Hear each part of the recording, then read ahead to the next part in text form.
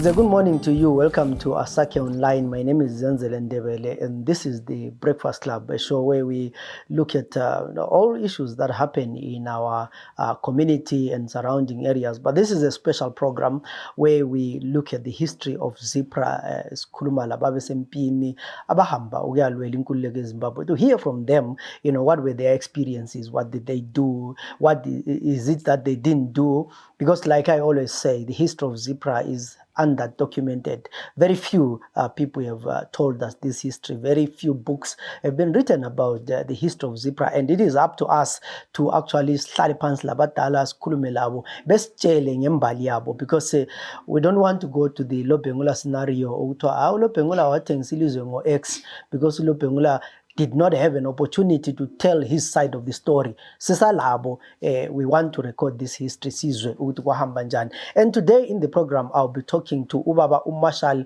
Mhambi Mpofu, yena ke uvelela enkayi ezinyangeni under uChief Nkalakatha. Sifuna ukuzwa ukuthi what was his story when it comes to the liberation struggle? What was his role? Kwakunjani? What were his experiences? And I hope that we will learn a lot from him. Baba Mpofu, welcome to the program. Yeah. So, you joined the liberation struggle in the early 80s. You go to Zambia, you go to training in Morogoro. Finish training about December 1973, so January 1974. We are getting training lapha, you are young, you are energetic, impisi qalisile. What is the mood in the camp, and what is it that you expect when you work?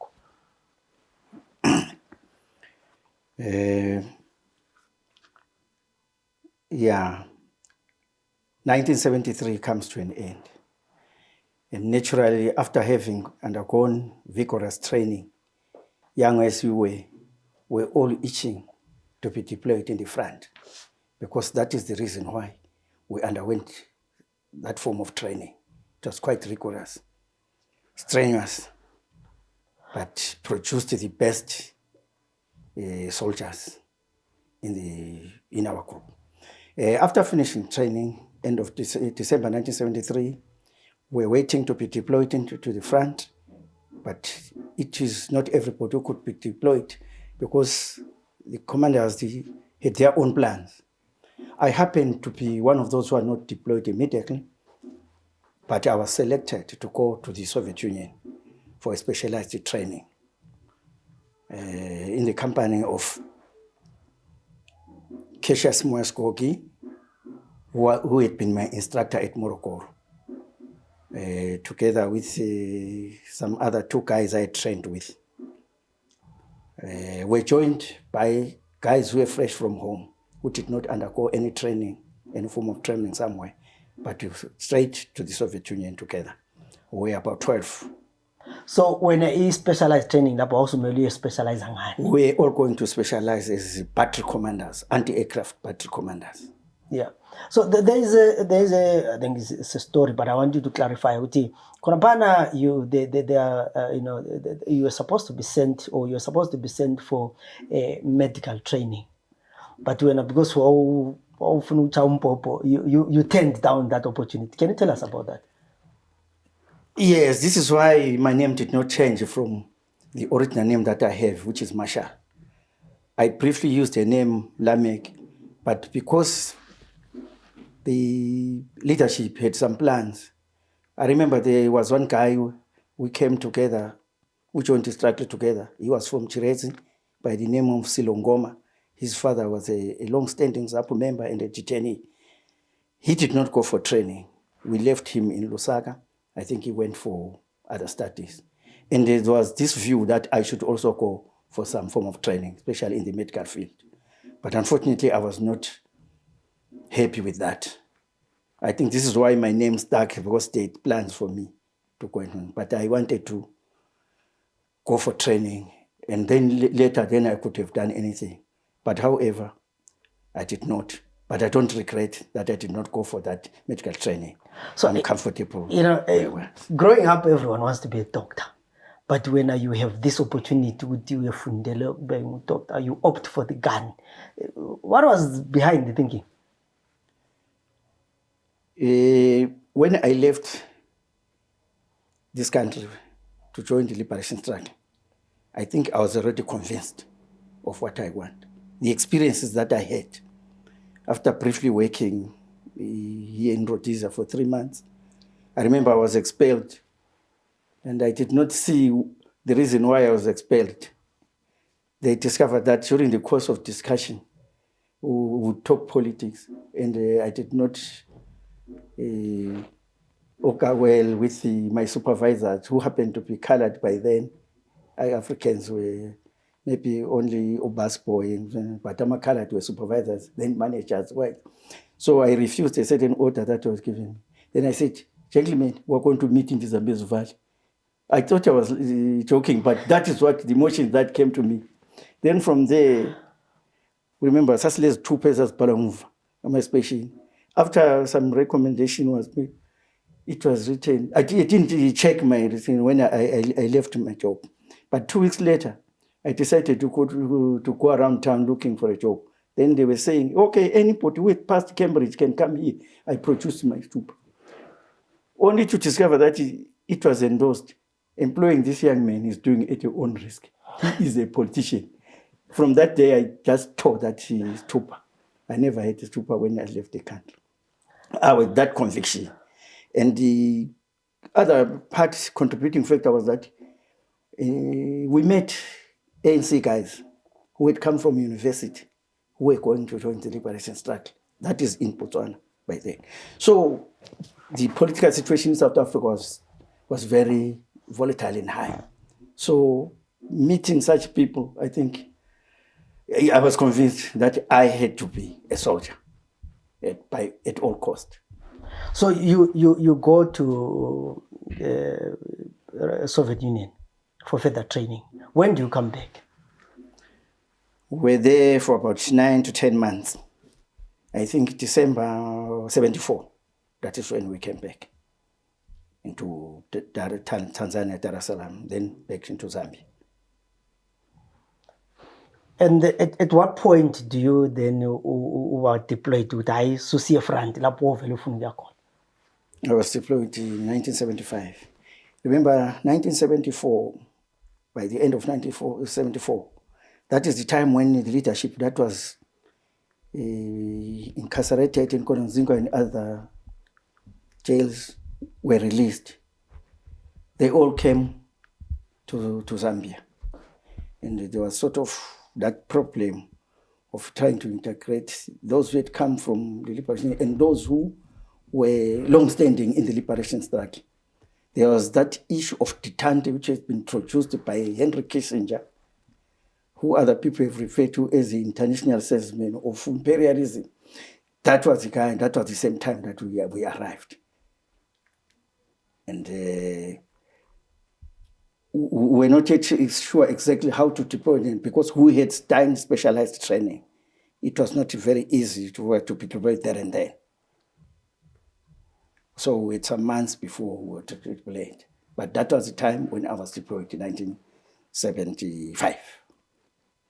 So yeah, you mentioned the issue Kissinger being referred to as the international imperialism salesman, and one of the people who said that was actually Nikita Mangena, one of the conferences. I think it was around the Geneva Convention and the Geneva Conference. So you had an opportunity to work with Mangena. What kind of a person was he? Yeah, General Mangena was a very diverse individual. He's that man, by then, he was just that boy, very intelligent, military astute. He would discuss with commanders, junior and senior, and would be able to make sure that he gets something out of them and he gives them something. He is that person who was eloquent. When he talked to his commanders, he knew the level that he has support command. And when he talked to recruits and soldiers, he had that facility to make sure that he adapts to any situation. Mangena was very intelligent. I remember when he came to the Soviet Union, he met Russian generals. And at one stage, he revisited us together with one Russian general. I think the Russians were also impressed. If you read a book by Vladimir Chubin, he says the Zimbabwean struggle started to change when I saw a paper that was signed and Nikita. He mentions this one. He says you could see the change of struggle. The way he discussed with the generals of the Russian, the way he discussed with Chupin. Chupin was responsible for assisting the liberation movement, all authentic liberation movements in Africa. He was one charge.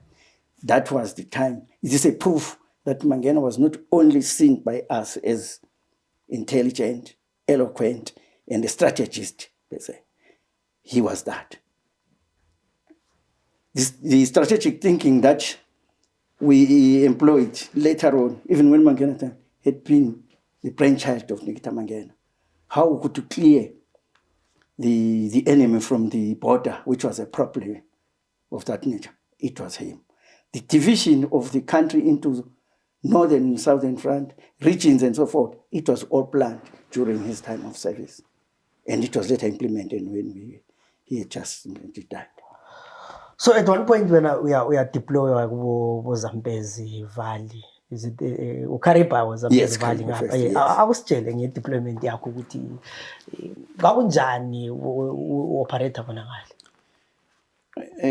I think I would like to mention my first contact ever, because that is the first thing that every soldier, every 10% would like to experience, would be itching to see that you get involved in the battle. It is one time when I had gone to the Kariba, and there was one guy by the name of Michael Love. Michael Love probably must have been trained in Cuba years before us. He used to drive a 2-engine boat. And one day he decides that he's going to make a resupply to the guys who were in a certain island in the Caribbean. And that island would use that island when going into Zimbabwe and then crossing back. So he decided to take me. That is the first time I was in the Caribbean. He drives that thing.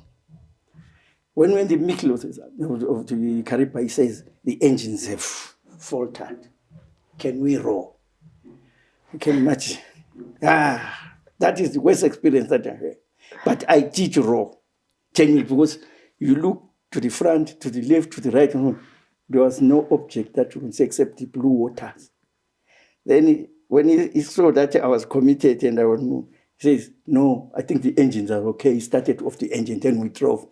So he just wanted to test you? Test me. In the process, I suspect that the Rhodesians should have heard the noise of the boat, because it's a 2-engine boat. We're going to resupply the guys who were there. So I think when we went to the other side of the land, they went to the other side. Then the commander was there, was Wilfred Musotsa. Wilfred Musotsa had trained with me at Morogoro. So he was commanding that group, which was about 8 or so men. So he decided to make sure that we ambush them as they will pass through. So I was part of that. That was my first encounter. That boat was sunk. Their boat? Yes, that boat was sunk. That so did nothing happen since you had your own boat? No. The island was big. We came from the other side, from the western side. Yeah. They came from the east going down. So they could not see our boat, because when we left the boat, we went into the island. Okay. Yes, to resupply those guys. But Wilfred, because he was a seasoned commander. He had been in the field. Since the time we trained together, he had been in the field. So that is the first experience. So there is a time when I think through the commanders, then they said, no, we can't be said to be at war. Mhambi follows. So something needs to happen follows Konangal.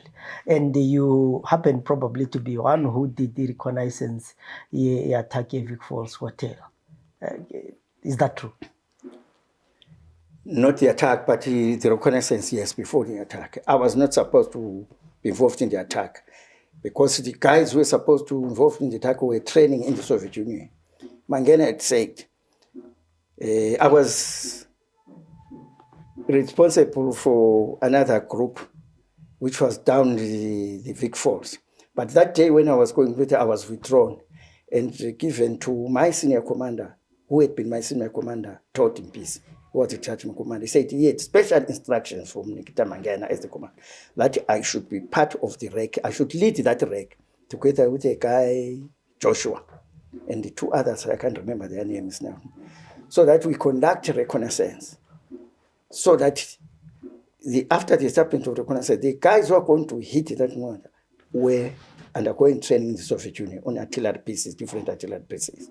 Why that happened? It is because I think in the level of command element, they discuss about issue that as long as tourists still coming to Rhodesia, it doesn't show that there's an impact from us. And therefore, if we stopped the tourists from coming, the international world to see that there is a war going on in Rhodesia, and that will mean business, and that should happen. It was not something that was long decided that tourists should be attacked, but because they were aiding the enemy, they could be coming together with the soldiers and all that, also on reconnaissance. So he said, we must make life difficult for tourists. I was involved in the reconnaissance because I had done issues, things like mortars. When I was in Russia, I also did mortars. I understood issues of calibration and other things, calculations and so forth. So we did that. But the group that hit is not us. I had been withdrawn back to Zambia. We only heard about this when it was well executed. The guys who are there, I think, they include other guys like Chanke. I think he's still alive, but should be in South Africa. So every soldier will be clear cut laying a colisa. When which battle did you say? Do you say Alapa no such I enjoyed? Yeah, of mind, I remember the battle Chambers. Why I remember this battle is because I think it is the first time that mortars, 82mm mortars were used. It is the first time that the commander decided that as guerrillas in the detachment, we should move for assault. And this is actually what happened. Why this battle is important is that the commander we had was a very robust commander. He's still alive today. He has several battles that he commanded. But no. We taught him peace. Okay. He's a Ndebele guy, Ndebele and Peter Ndebele, original from Lupania, but he stays in Kweru now. He is one of the best commanders we trained. We trained together, but because of his experience and many people age, his exposure into the field, he became a senior commander earlier than us, together with people like Nicholas Nkomo, Gilbert Kumar. We trained together. Those are the guys who became most of senior commanders. So what Todd MPC did was, he sent a reconnaissance part of a selected guys. When they came back, they gave us information that he did not understand to be militarily correct. So he says, oh, okay, guys, this is the information that we have. You're saying there's a machine gun at such a position. I don't think this is true. So when he was planning his operations, he says, right, gentlemen, I'm going to do this by the book. Before we make an attack, senior commanders or respective commanders of those units will go for final wreck. And I was one of those.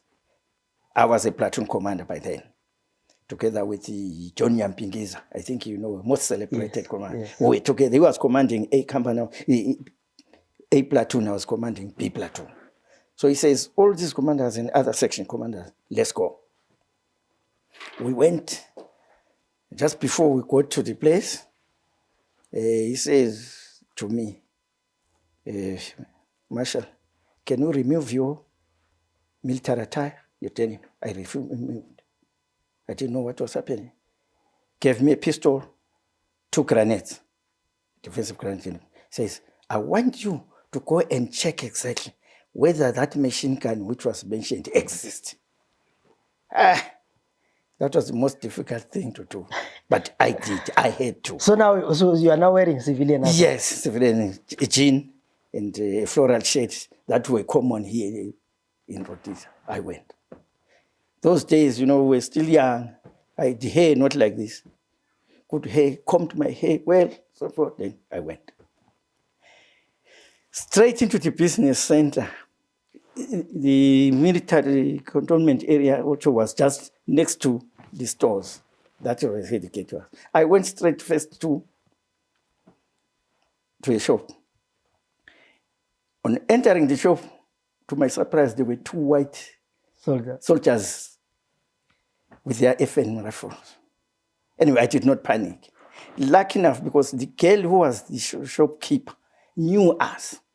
Because we were flanking that area, he knew us. Then he says, "Budi, when did you come from Bulawayo? When in Bulawayo?" Now it's time we Zolo. So obviously, all the suspicion and truth were... Yeah, because they would say, we have not seen this face around. Yeah, they say, we Zolo. So those white guys did not react. Then I bought a few ice mints. And from there, I was confident. I went straight to the gate, because the gate was not very far from there. Went straight there, checked exactly what I was supposed to do. I saw the guy who was manning the gate. Of course, showed some emotions. But I think my sixth sense just came in. I said, ngingabona uDube lapha. I said, check ngales guy and passing out.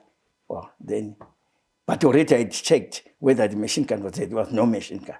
Then I went straight home. Went through the wall. It is then after that, I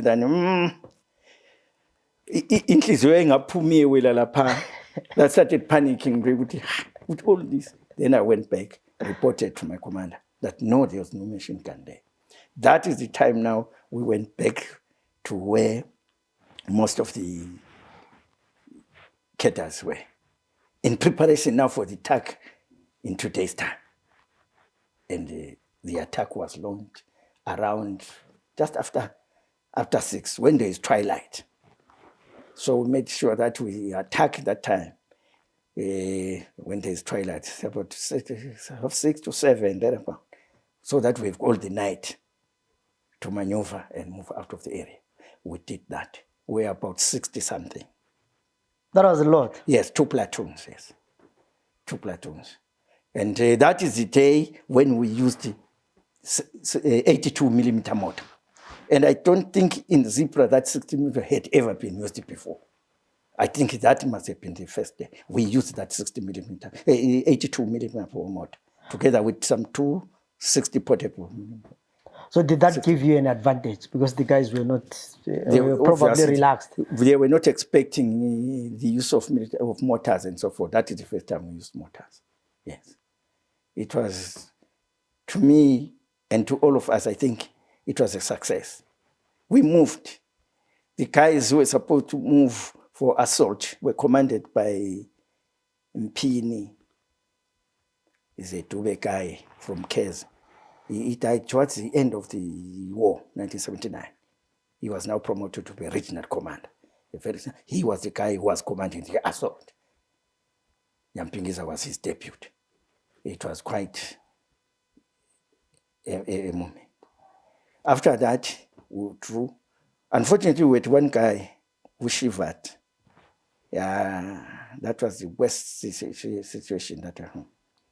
The commander was so angry that he almost wanted to shoot him dead. But I came in and said, no, we never taught to do this. We cannot shoot him. So when you were shivering, why is it he was failing even to hold the machine gun. This was before the attack? In the course of the attack.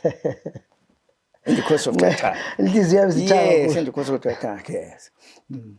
So, I mean, for interest sake, this guy, why did he ever recover and go and do other battles? This guy was very unfortunate that after training, he is a group that trained just after me, just after our group. And he was immediately deployed. He got the worst experience from his first contact. The the first crossing into Zambia was done in 1974 by some mercenaries which we used to call them Rangers. I think they were America or some other. They crossed into Zambia and attacked their position very early in the morning. There was a lot of ammunition used. I think our guys ran out of ammunition because it was just terrible, that situation. But they managed to hit. The mercenaries would not withdraw. They were using a 12.5 machine gun, our guys, to such an extent that they would cut somebody into two. He is the survivor of that battle together with the section command. So I think this is what first impression of battle gave him. That's why he was. But however, in the end, he could not finish the war. He abandoned the struggle, gave himself to the enemy. But one thing he did, he refused to go with the weapon. He left the weapon. He said, I can't take Zapo's weapon to the enemy. So he was not captured? No, he told you, not today, a few days later. He gave up. But he was not captured? Was Hambelai? Yeah, he surrendered himself. We found him in 1908 when it ceasefire. Yeah. Because we happened to stay together. I was staying in Popoma and he was staying in Machoba. So he had to join the rotation. I mean, the first thing that he asked me was, where is Todd? Is he alive? He was referring to our commander. So then I told him, yes, he's alive. Could have been, I'm sure, why about a nightmare when 1980 when I went to be Buya foot. Yeah. So you preferred to attack mainly at night. Was it because of does the Amakiwa didn't follow at night, or we're looking at advantages and disadvantages. If you attack during the day and the helicopters come, you have a torrid time. Like I will say, after that battle, there was a lot of torrid time the following day and 2 days later. So we preferred to attack at night so that we can have time to move around. So uhlale kuma areas zona la bo Zambezi for how long? 1976, the whole of 1976. Not in the whole of 1976. Half of 76, towards the end of 76 and 77, up to about July. Then from there, where do you go? I was withdrawn back to the front, back to the rear, and I was assigned to the Zambian army. I was attached to the Zambian army to go with some few officers so that we prepare for the training of our regular brigade, Lombushi Brigade.